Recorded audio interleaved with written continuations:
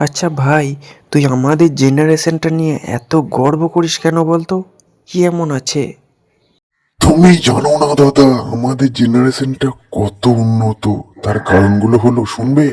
আমাদের জেনারেশনটা উন্নত? কি কারণ? বাবা, এমন বলছিস যেন বিরাট কিছু কারণ আছে। তা কি এমন কারণ বল শুনি। কেন এত উন্নত আমাদের এই জেনারেশনটা?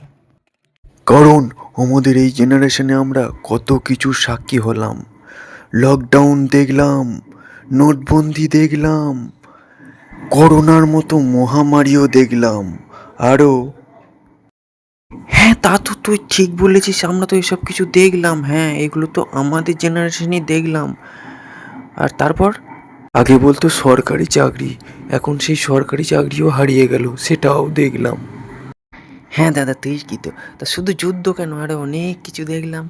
কত বুড়ো কত ছুরির সাথে পালিয়ে গেল, সেগুলোও দেখলাম। আমাদের সময় আমরা যুদ্ধও দেখলাম, তো সব কিছুই তো দেখলাম, করোনা, লকডাউন, নোটবন্দি।